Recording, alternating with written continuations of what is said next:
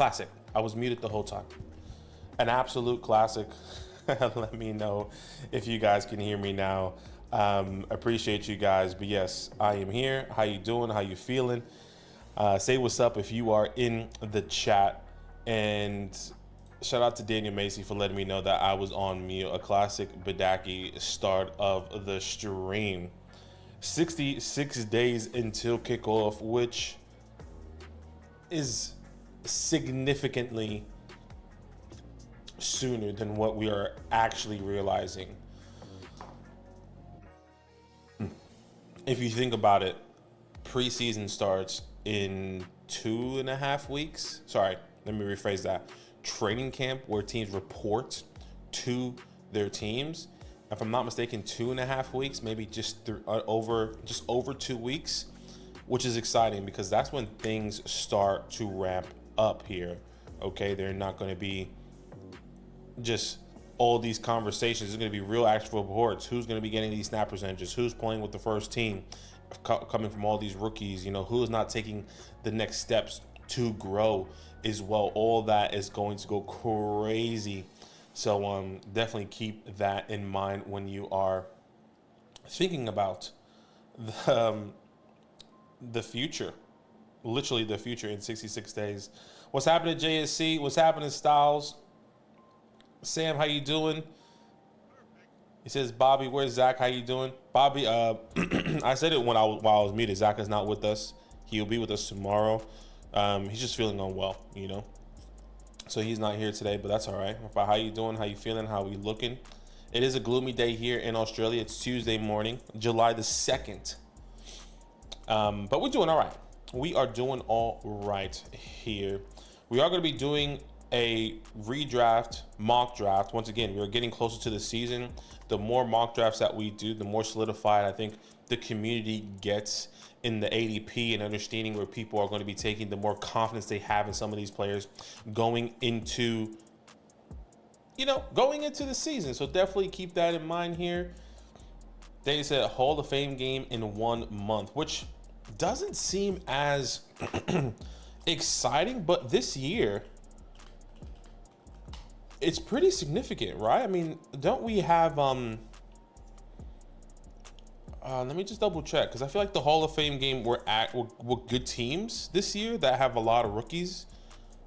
Correct me if I'm wrong. Let me know who's in the Hall of Fame game, because in reality, we watch these games in the lead up as we get excited, and then it's really just goes to shit. Let's be honest with you, right? The Hall of Fame game is not necessarily that big of a deal. It's the Texans and the Bears. So is Caleb Williams going to be playing? Is Rome Odunze going to be playing? Obviously, the Texans, there's no one else in that offense. They don't really have or drafted any rookies in a fantasy perspective, so that's not as exciting.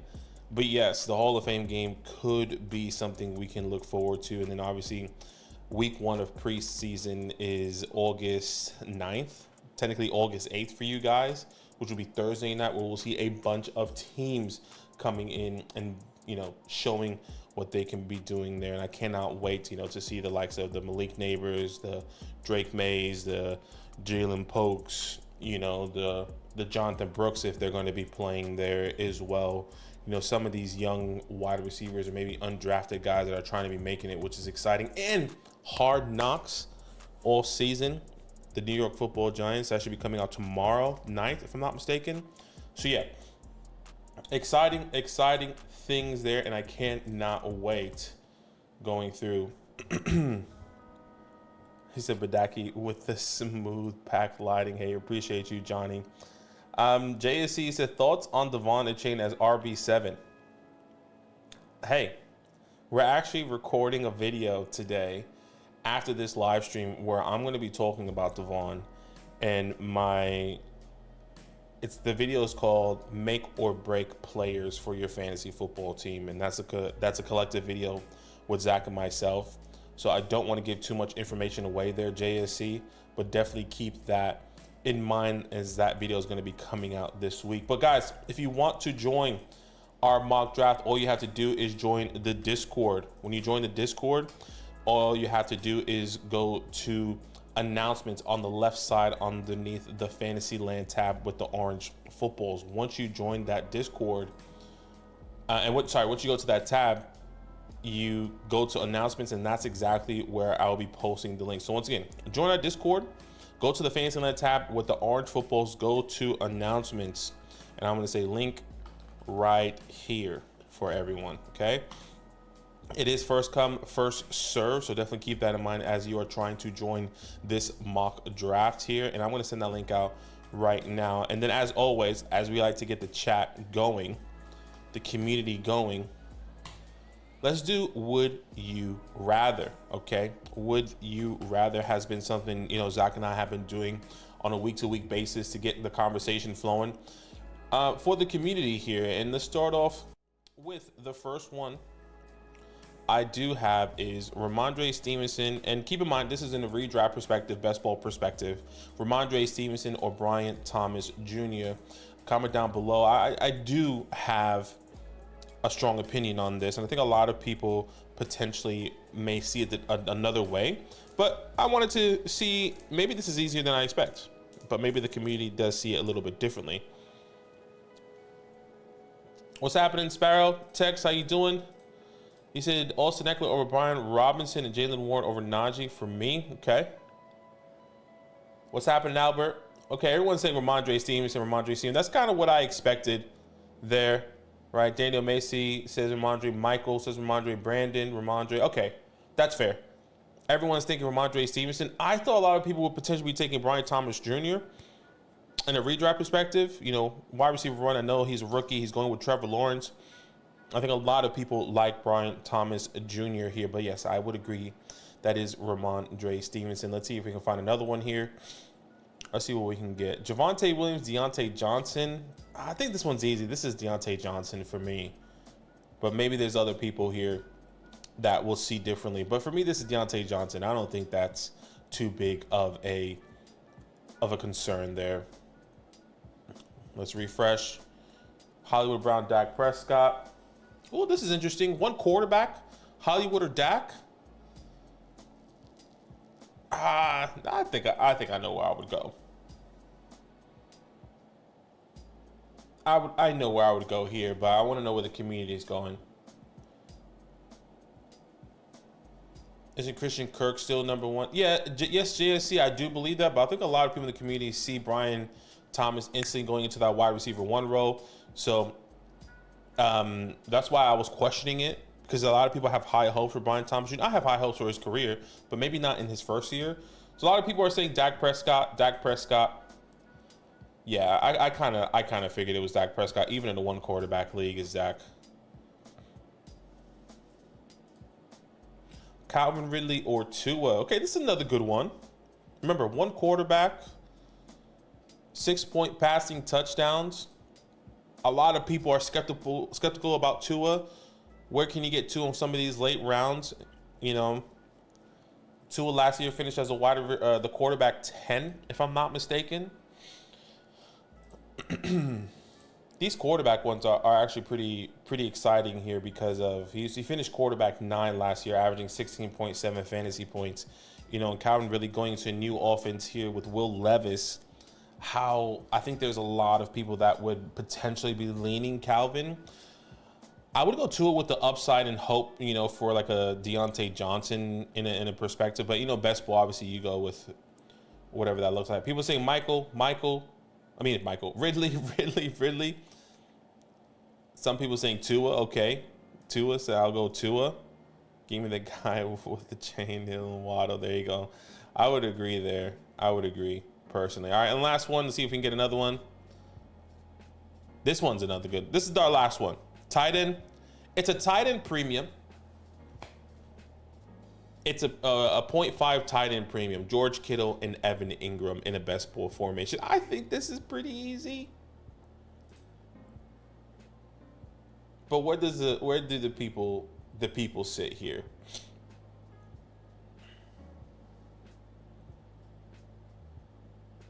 All right, Michael saying Kittle. Brandon saying Ingram. Kittle for underdog, Ingram for redraft. Keep in mind, last year, Evan Ingram, tight end 2, 13.5 fantasy points per game. George Kittle, tight end 5, 12.7 fantasy points per game. George Kittle, JSC said, Evan Ingram, especially this year. Ingram personally, but I'm guessing Kittle is consensus. And JSC says, I think Ingram yardage will drop. I think so as well. I think you have to understand in that second half of the season, Christian Kirk was down. Trevor Lawrence obviously was in and out of the games in the second half. And, Calvin Ridley was non-existent essentially. And Evan Ingram was a dump off pass guy for a long time. He said the fact that he still only has 4 touchdowns is worrisome. But he led the league. He led the tight end position in targets. So, yes, the touchdown perspective is not there, but the targets are pretty significant there. I mean, George Brittle. All right. Evan Ingram. Here we go. Going to the sleeper here. As always, let's do this is start 9, right? 1, 2, 3, 4, 5, 6, 7, 8, 9. It's a start 9, 14 rounds. I put a minute on the clock here for you guys. Yeah, let's put 60. No, let's put 30 seconds. Let's come on. Everyone knows how to mock draft nowadays, huh? Here we go. Here we go. Shout out to everyone here. Once again, see what's up if you're in the chat. Oh, okay. I'll take CD here. I'll take my wide receiver 1 at the 103. It's a no-brainer. Here, let me I think I can zoom in here for you guys because it's a little far out there, isn't it? I think maybe I can do one more. So you guys yeah, 0.5 tight end premium. Here. 0.5 tight end premium.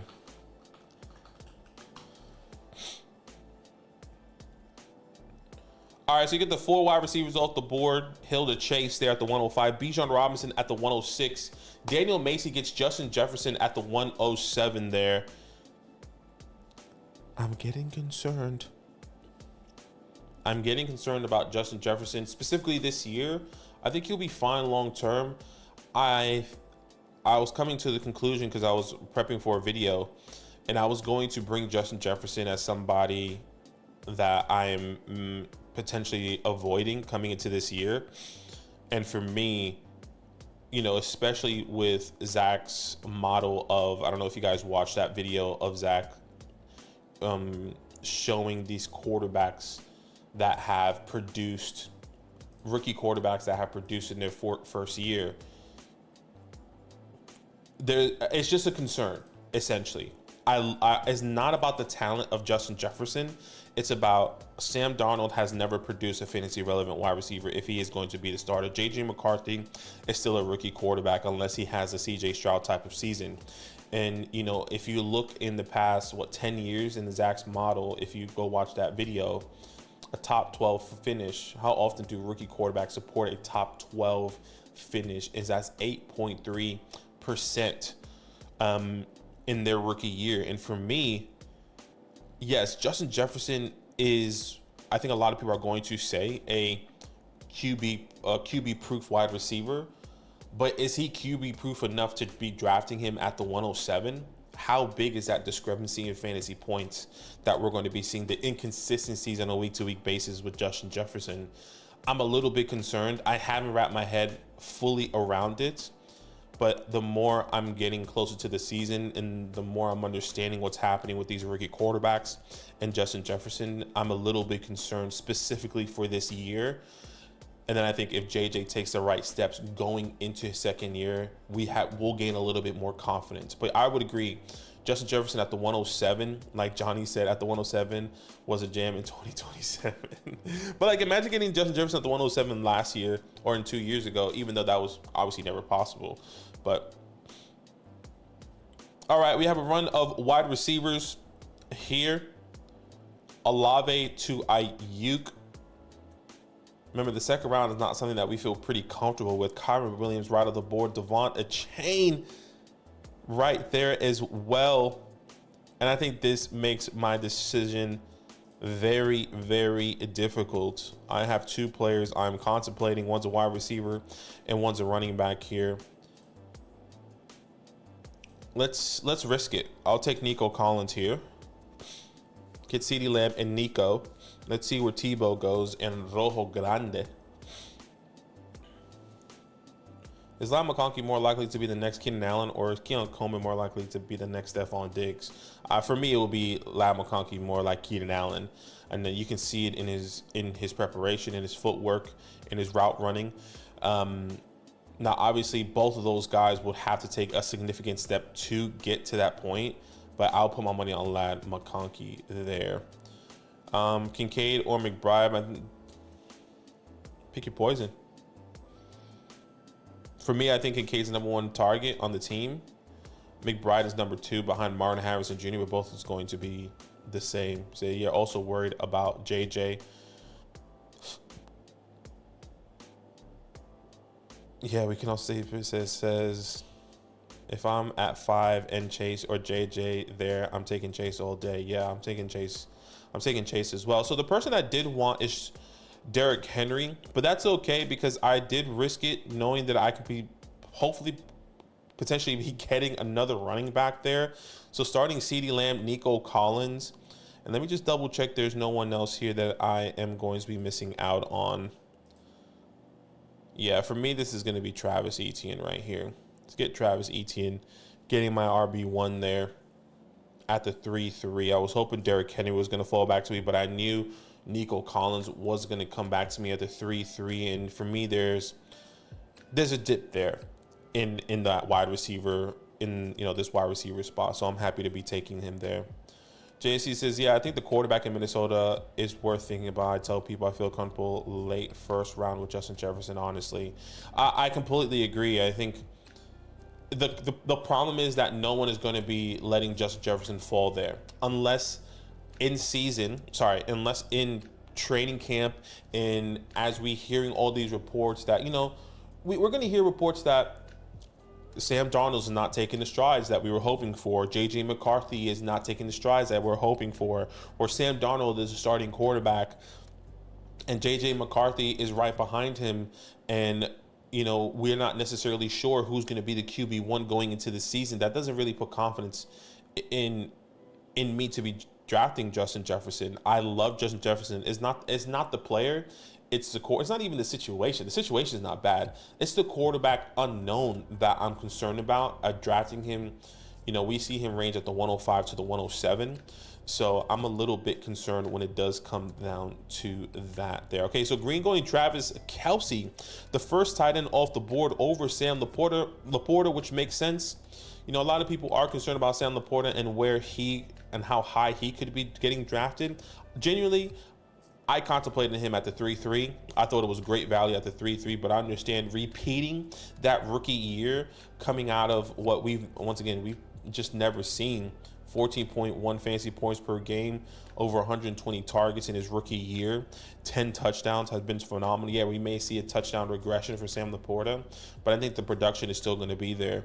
Malik Nabers also goes there at the 312, so I think that is a great value for Malik Nabers. I do think chain owners will be wise to take Jalen Wright later as well, but both will be solid. JSC. Yeah, once again, going to be recording that video about Devon. I think the price, let me just say this in the shortest way possible without giving out too much information, which I think we kind of have already brushed over. The price is too much. The price is too much for Devon, who, on Sleeper, he's RB9. On Underdog, he's RB7. I think ESPN is more reasonable, potentially, as RB13.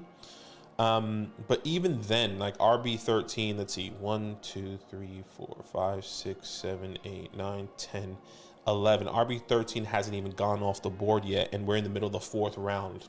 So how far are you willing to let Devon fall? He should be, in ESPN mind, he should be going 2 rounds, a round and a half later than where he's currently projected going in Sleeper or an Underdog.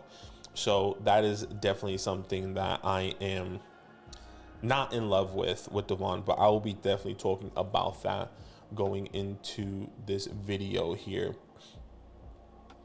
So what are your predictions on Houston's wide receiver? Me personally, I have Dell number 1. I think for me, Nico is definitely number 1. I have Tank Dell, in my opinion, as the wide receiver 2. I just don't like the price of Stefon Diggs. Now, I know a lot of people have been saying that, yes, the opportunity for Stefon Diggs is going to be there because what he's done in the past. He's had Josh Allen and he has demanded 140 targets and et cetera, et cetera. I just don't think with Nico Collins and Tank Dell that he can demand that or just instantly come in and be the wide receiver that we all know and love for the Buffalo Bills. If there's one wide receiver I am avoiding, it's going to be Stefon Diggs. I'm always going to be drafting either Tank Dell or Nico Collins, but I can definitely be wrong. It's really hard to gauge my mind around that wide receiver room, but I feel really confident in. Let me rephrase that. It's hard to really predict what Stefon Diggs is going to do, but I feel confident in what Nico and Tank has already done in the offense in year 1, where Stefon Diggs is going to be coming into a new situation here. I'm going to be taking Dalton Kincaid. Well, I definitely have like 6 seconds left on my screen. I'm gonna change that. Sorry, I was gonna. Okay, actually, you know what? Never mind. I'll take James Cook. It says, do you think Zach Moss could be the next Raheem Mostert workhorse on a strong offense? You can go on later. Yeah, it's all good. No stress. I was gonna do it, but then I didn't want to go through the whole. Yeah, it's all good. Do you think Zach Moss could be the next Raheem Mostert workhorse on a strong offense? You can get later on. Zach Moss being a Raheem Mostert type of a workhorse going into this year, I think there's a possibility. I think Raheem Mostert's production was a huge outlier last year, which makes it a bit difficult to really predict. I kind of hate that I have James Cook there. That was stupid. But in that sense, I mean, I think in a fantasy finish perspective, I mean, Tebow is always drafting people that I want. I want Christian Kirk there.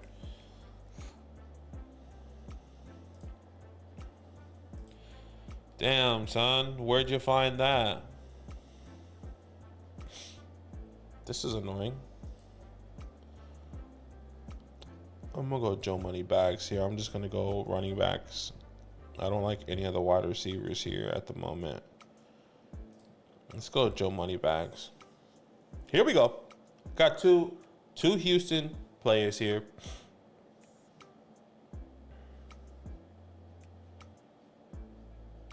Johnny said my boy Solomo drafting a fantastic, an excellent dynasty team. Yeah, I mean Garrett Wilson, Harrison, Neighbors, DJ Moore. You love to see it. He's definitely not a 7th rounder, Andrew. That was the 2 running backs I was contemplating, Alvin Kamara with Joe Mixon there. I think Alvin is definitely going to have a good season. And I think a lot of people see the inefficiencies of last year, but I think you have to understand like that play calling last year was abysmal, and that guy had no idea how to do anything. I think once he saw that he had Alvin, and Alvin came back, he was like, we're just going to do screens. We're going to dump the ball off. You know, I just don't see that being the case anymore. I think he's going to be a better running back this year, specifically on the ground. But a lot of people are concerned about Kendre Miller. But let's see how much Kendre Miller does work into that workload.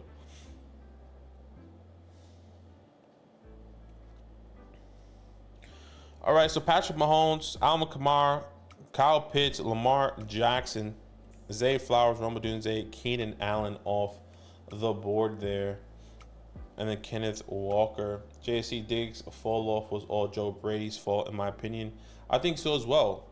And Joe Brady, I think, knew coming in that he wasn't going to funnel an offense that he wanted to run through one player. And that's where you saw the spread of the ball going to Dalton Kincaid, to Shakira, right? You saw that then spread out. Where this year, I feel pretty confident that's going to be the case. You're going to have some weeks of, I think Curtis Samuel is going to be the number one wide receiver, where Dalton Kincaid is the number one target. But you're going to see this offense funnel through Dalton Kincaid, and then Curtis Samuel, then Shakira. Then, James Cook is going to have a good opportunity, because James Cook was really cooking on the second half of the season as well. So it's just really your perspective on how you're going to be envisioning this offense, especially with Joe Brady. Calvin, really great pick there.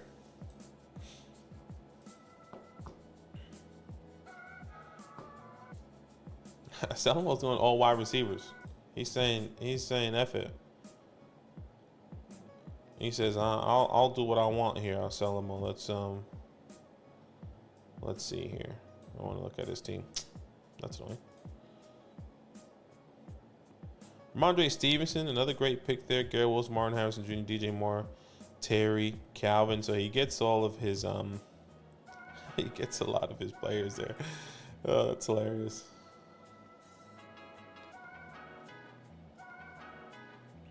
So are they actually going to use Rome Odunze as punt returner? I don't think so, JSC. For me, I see it.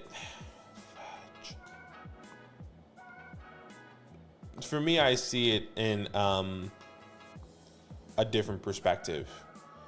For me, I see this essentially working out like a lot of people will say they're going to use wide receiver in that backfield, but I do believe the majority of players that's going to be on kick returns is going to be the running back position. A lot of things that I have been seeing and reading and watching has been seeing the utilization of running backs. Now, each team is going to be different, but I will say the majority of the league, I would say 70% of the league on kick returns and punt returns, I would imagine they're going to be running backs. Unless you have a specialized player. Gosh, everyone is sniping.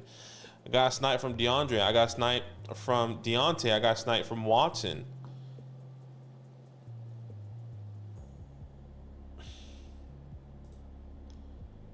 Okay. Well, F it. We're just going to pivot. Let's go quarterback. Let's go all Houston players, huh? Oh, this mock draft is already frustrating. So that's kind of how I see that playing out personally in that punt return scenario. And I actually think next year, if the punt returns or kick returns has a huge impact on the game in a points perspective or yards perspective, I think we can potentially be seeing that. I would love the idea to include them in fantasy. Imagine having a whole nother layer of adding your punt returner that's going to be getting you an extra 20, 30, 40 yards because of how dynamic this play is potentially going to be, and changing it and gaining yards. I'm going to be loving it, and it's going to make it fun.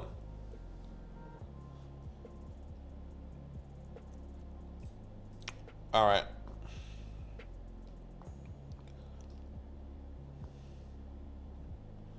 There goes Monty there. Okay, I'll take Lam McConkey here.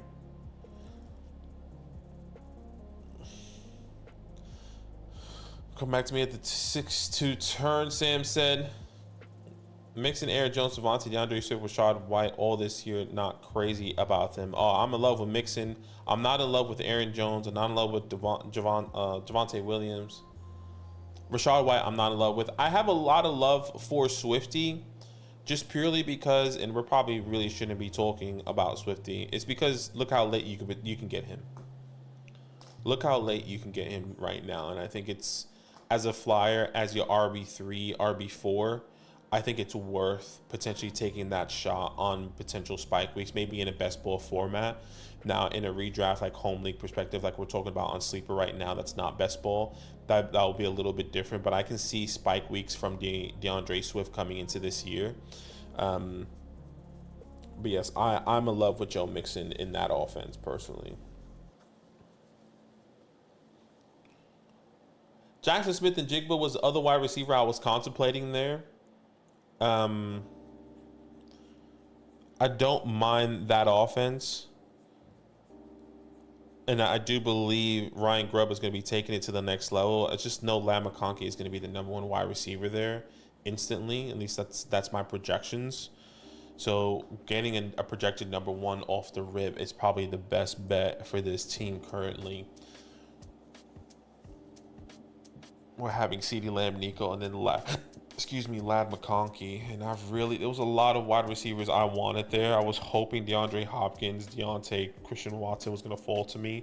Because if I could have had Watson, Deontay, or Hopkins at that 6'10", and then Ladd McConkey, I would have felt so much better about this team. But that clearly didn't fall my way. There goes Raheem the Dream. I would say is this the earliest we've seen Raheem Mostert?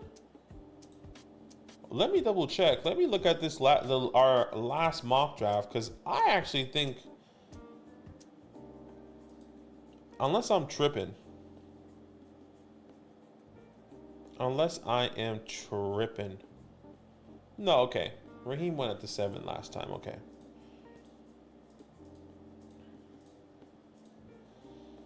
There goes Kyler Murray there for Arcelmo, his first 1Z position. Let's see where he's going to go. Still doesn't have a running back here. He was probably hoping for maybe one of these running backs to fall to him, a Zamir White, maybe an Aaron Jones. Thoughts on JT? Do you think he'll be getting drafted at his ceiling? Absolutely. I think he is getting drafted at his ceiling. I'm not a huge... especially with Anthony Richardson, I think there's a lot of concerns coming into this year of him taking those touchdown opportunities. I mean, in the 4 games that he played for Anthony Richardson, if I'm not mistaken, he had like the 2 games that he fully played and the 2 games that he left, if I'm not in that span, he had a total of 4 touchdowns in the 4 games. So he scored a touchdown, essentially one rushing touchdown per game. But that takes away from Jonathan Taylor if you think about it in the bigger picture. Let me just see. He scored, 4 rushing touchdowns last year in that span of those 4 games. And a lot of people do have concerns. I mean, you kind of have to think about it in the sense of like, you weren't in love with drafting Lamar Jackson a couple years ago because 1, they didn't have running backs, and 2, he was always going to be funneling those opportunities away from that running back. Now, this situation could be a little bit different because Anthony Richardson has already dealt with injuries in his year 1. Maybe they want to protect him a little bit more, and they did pay Jonathan Taylor all that money. So I think there is definitely concerns when you do think about that. I'm just looking at who I'm going to be getting here. All right. Keon Coleman. That's the wrong wide receiver 1 that you should be getting because he is still available on the board, and that's Curtis Samuel. Talk it up. Here we go. We're changing the atmosphere here. I could have had Dalton Kincaid. No, I'll get Curtis Samuel. I was going to get the number 1 target overall in the team, but let me get the number 1 target overall in the wide receiver room. Absolutely mental for MA. NB.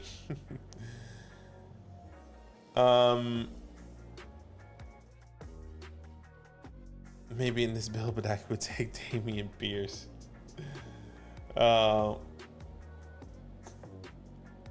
think Ladd is going to be exactly what Chris Godwin was in 2019. Okay. In my opinion, Josh Jacobs, Aaron Jones trade. In my opinion, Josh Jacobs, Aaron Jones trade, the more I think about it, was completely pointless. Packers get a less efficient, and Vikings get an older, more injury prone. They didn't. I guess like you're saying, like they just swap players essentially, but they really didn't. But like they didn't trade. Josh Jacobs was a free agent. Aaron Jones was a free agent as well, if I'm not mistaken. Correct me if I'm wrong there. All right, I'm gonna take a. Let me just read the board really fast. Yeah, I'm gonna take a tight end here. I'm gonna take David Njoku. No, yeah, I'm gonna take. Yeah. Okay, cool. I didn't check my rankings on that. Let me just double check because I kind of hesitated. I didn't know if I should be taking Njoku or Jake Ferguson. I'm pretty sure my rankings does say David Njoku, but I just wanted to double check. Yeah, it's David Njoku. Njoku.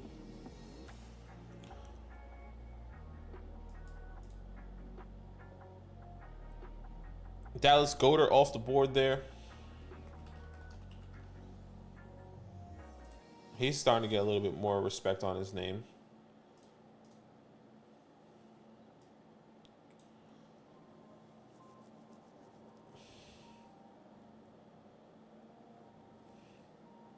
Appreciate it, Vince.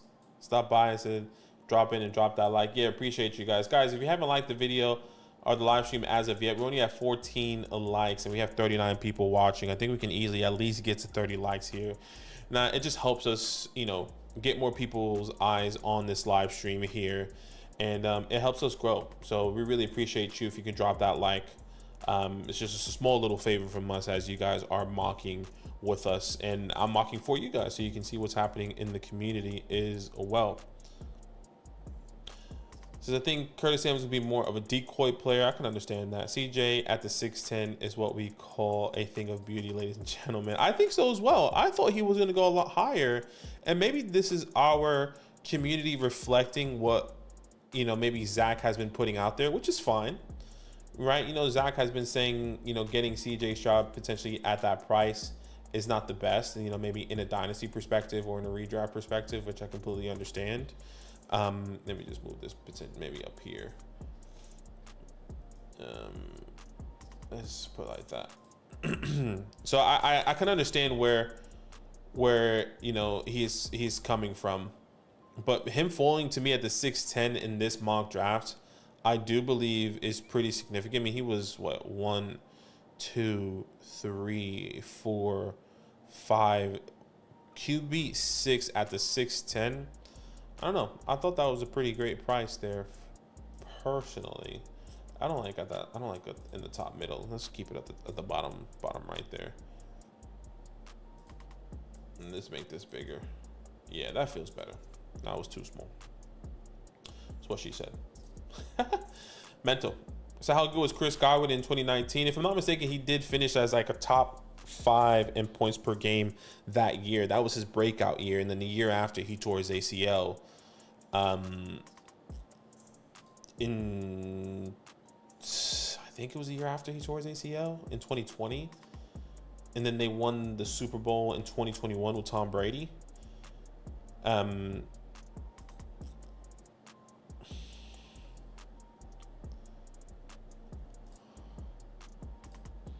Okay. Let's see what else I can get here. It has to be another wide receiver. Which most likely is going to be Jacoby Myers there. I just want to make sure who else I can. Yeah, let's get Jacoby.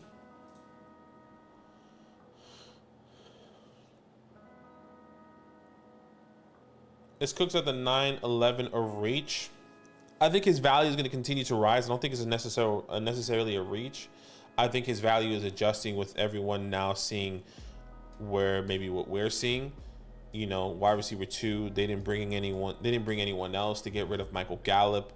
He's the wide receiver 2. He had a good second half of the season there with Dak Prescott. They didn't include anyone in the run game, so you're not expecting maybe a running back to be taking a lot of those opportunities in the air.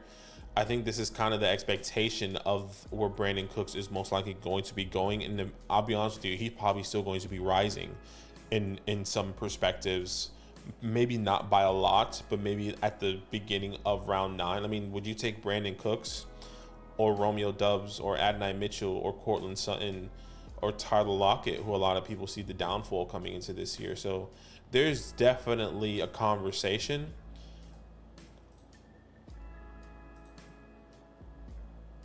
I'm gonna get auto picked. Well, how did I know I was gonna get auto picked? I had to refresh potentially. That's okay. I think Keenan Allen might be toast at this point. I agree. I don't see Keenan Allen having a good year this year. Not with a rookie quarterback. Once again, going off that model, top 12 finish at the quarterback position. And now Caleb Williams does have the higher. I bet you a lot of people are pissed off by that Jordan Love pick. I guarantee it, because I bet you there's a couple people hoping for Jordan Love there. But I agree that thought process there with Keenan Allen, I agree. That's somebody I'm avoiding coming into this year, because I don't see that production that we were all hoping for with, Justin Herbert in this 3 wide receiver type set. So I agree. I just joined, but Eckler over B-Rob is criminal, Liam said. Did Eckler go over him? Yeah, okay. Yeah, I mean, that is kind of criminal. I don't really like Austin Eckler this year. I think the guys that are Dunzo in my eyes, let me not say Dunzo. The guys that I'm avoiding that are veterans that I don't believe the production that we have seen in the past is going to be anywhere remotely similar to what we currently know and love. Aaron Jones, Austin Eckler, Devontae Adams. I'm not going to put Devontae Adams on there. Aaron Jones, Austin Eckler, Keenan Allen,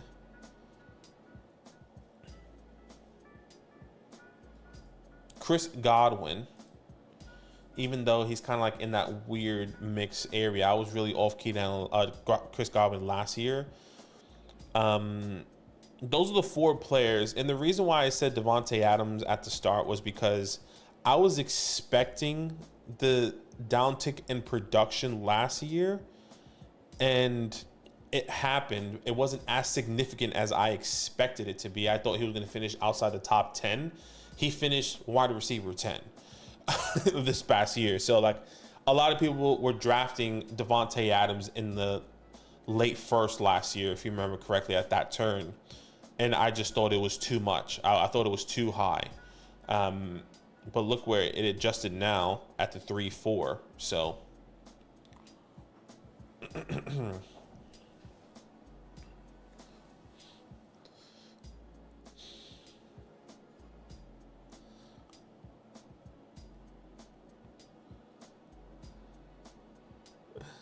perception profile was clean.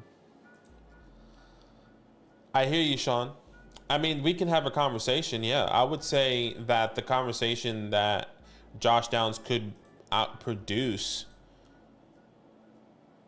Did the wide receiver 1 go off the board? Yeah, Quentin Johnson. Shout out to Quentin Johnston, huh?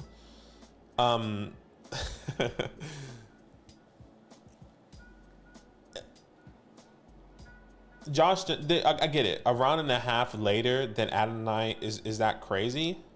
There needs to be a Josh Down conversation a round and a half later than Adonai. The reception profile is clean. I understand that, but I think our concern is it's the passing quarterback. I mean, you can have a good reception perception, but the quarterback play is significant. And our main concern with the Colts offense as a whole and the weapons, and not just that's including Adonai Mitchell, Josh Downs, and Michael Pittman, is that we haven't seen Anthony Richardson produce a fantasy relevant wide receiver. We only saw one game. He played 4 games. The one game he did produce a wide receiver was Michael Pittman. He scored, I think over 18 fantasy points that game, 18 and a half. I think on a consistent basis, a lot of people are believing that Anthony Richardson could potentially, I'm not saying you're saying this, I'm just saying a lot of the community are still drafting these guys at a high price that I'm not necessarily comfortable with. If you're telling me, give me Josh Downs over a Tyler Lockett, I think Tyler Lockett's floor is safer. But is Josh Downs' ceiling higher? I don't think so. And he went around later. The same conversation could be said with Jalen Polk, and he has a rookie quarterback. I don't know. I think there's a lot of different ways we can view that. For me, the whole Colts offense in the wide receiver perspective, I'm going to be avoiding, not because of their talent, it's because I need to see it proven. Now, I'll take it as a flyer at the 10-12 in the best ball format. Sure, give me Josh Downs or Adonai Mitchell in the best ball format. But if I'm trying to draft him in like my regular home league, redraft league, as somebody I could be starting on a week-to-week basis. I'm not necessarily sure we're going to be seeing that coming into this year. JC Eckler was RB2 in 2021 and RB1 in 2022. Played through ankle injury last year.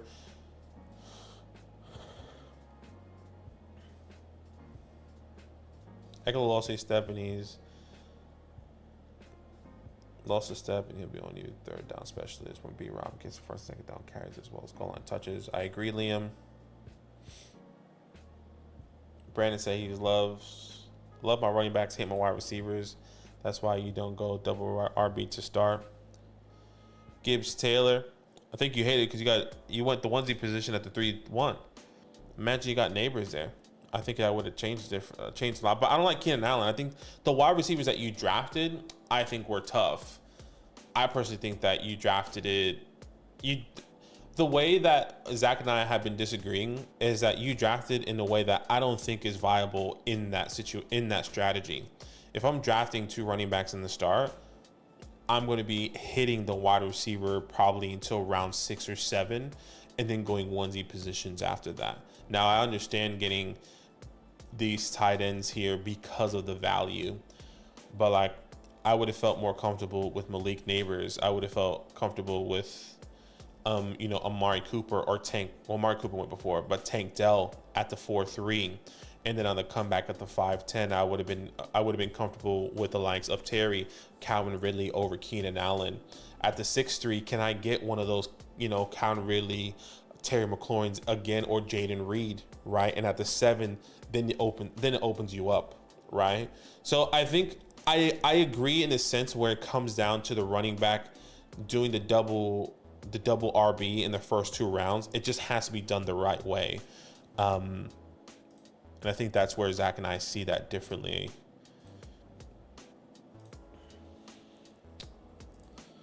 There is one player and team that I technically haven't drafted as of yet. Oh shit, Wan'Dale Robinson. This motherfucker. I was hoping for Wan'Dale Robinson. I love Wan'Dale this year, man.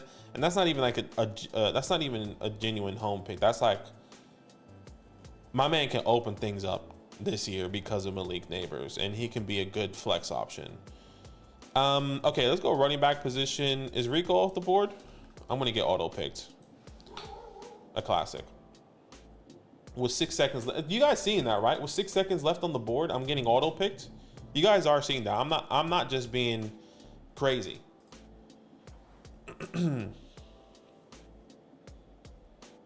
What's happening, Fantasy Football Garage? How you doing? We'll do a couple last minute Q&As. I'll go through some of these questions. I'll stay alive for another 10-15 minutes answering any Q&As that you guys have. I'm loving the conversations today.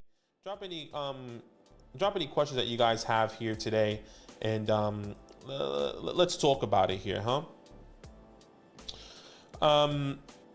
Let me just